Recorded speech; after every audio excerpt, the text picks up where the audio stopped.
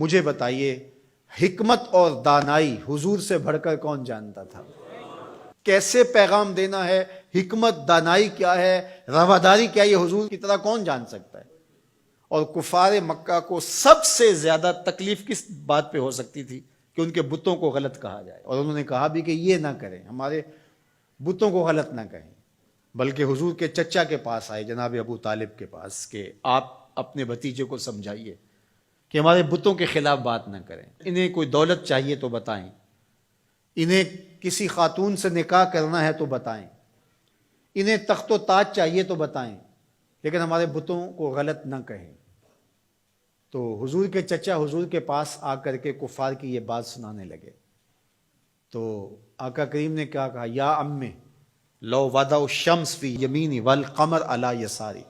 میرے چچا اگر یہ سورج کو میرے دائیں ہاتھ پہ رکھ دیں اور چاند کو میرے بائیں ہاتھ پہ رکھ دیں، اگرچہ ان کے لیے ممکن نہیں ہے، لیکن اگر یہ کر گزریں اور کونین کے خزانے میرے قدموں میں رکھ دیں، میں بتوں کو پھر بھی غلط کہتا رہوں گا، بتوں کو پھر بھی جھوٹا کہتا رہوں گا۔ میں آپ کو یہ بات بتانے جا رہا ہوں وہ یہ کہ کفار مکہ کو سب سے زیادہ تکلیف اس بات کی تھی کہ کوئی ان کے بتوں کو غلط کہے، اور حضور سے بڑھ کر حکمت کون جانتا تھا؟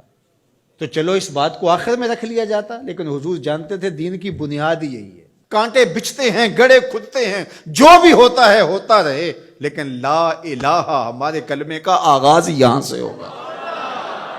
پھر الا اللہ کہیں گے۔ پوری کائنات بچھ جائے تمہارے لیے، تمہیں آسان قرضے دے دے، تمہارے قرضے معاف کر دے، اس شرط پر کہ تمہاری رواداری اس طرح ہو کہ تم غلط کو غلط نہیں کہو گے، تو ہمیں یہ شرط قبول نہیں کرنی چاہیے۔ مختلف ادوار کے اندر ہر حکمران یہ کرتا ہے کہ وہ رواداری کے نام سے شریعت کی حدود سے تجاوز کرنا چاہتا ہے۔ شریعت کسی کے گھر کی لونڈی نہیں ہے، میرے محبوب کا لایا ہوا نظام ہے۔ 25 دسمبر ہو یا کوئی اور دن، ہولی ہو یا دیوالی یا کوئی اور موقع ہو،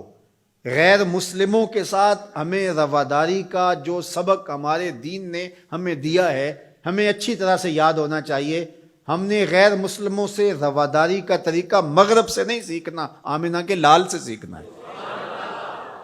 تو ہمیں کبھی بھی اس عقیدے سے انحراف نہیں کرنا چاہیے۔ ہمارے آیان اقتدار، ہمارے کار پرداز ذمہ دار حکومتوں کے تخت و تاج کے مالک مختلف ادوار کے اندر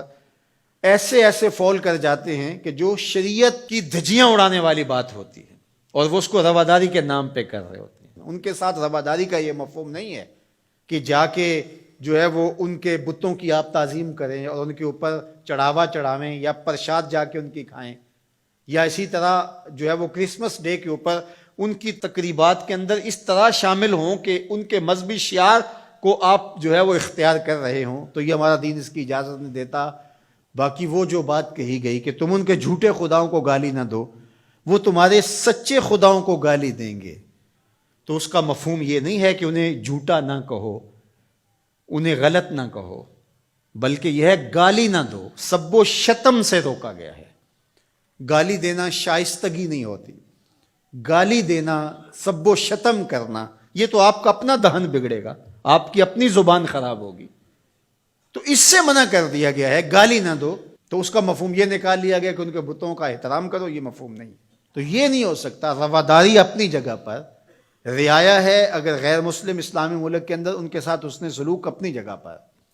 اور وہ ہمارے اسلام نے ہمیں واضح کر دیا ہے، ان کے ایک ایک حق کو متعین کر دیا ہے۔ فقہا نے اس پر بہت کھلے دل سے بحث کی ہے، کوئی امر مخفی نہیں رکھا گیا، معاہد کے ساتھ، مستامن کے ساتھ، ذمی کے ساتھ ساری چیزیں بیان کر دی گئی، بلکہ جو معاہد کے ساتھ جو ہے وہ زیادتی کرتا ہے تو قیامت کے دن اس کا مقدمہ حضور لڑیں گے۔ یہ ہمارے دین نے ہمیں بیان فرمایا، زیادتی نہیں ہے، لیکن اس کا یہ مطلب نہیں ہے کہ جو ہے وہ ان کے عقائد کو اختیار کر لیا جائے یا ان کے بتوں کے اوپر جا کے چڑھاوے چڑھائے جائیں، ان کے مندروں کے اندر جا کر کے جو ہے وہ اس طرح کی بات کی جائے کہ جو ہمارے شریعت اور ہمارے دین کے تقاضوں کے خلاف ہے۔ تو ہمارے دین کا آغاز نفی سے ہوتا ہے، لا الہ، اس کے بعد ہے الا اللہ، تو اللہ کے علاوہ کوئی معبود نہیں ہے، اللہ ہی معبود حقیقی ہے، وہی معبود برحق ہے۔ ہماری پیشانیاں صرف اس کے حضور جھکیں گی، اس کے علاوہ ہماری پیشانی کسی کے آگے سج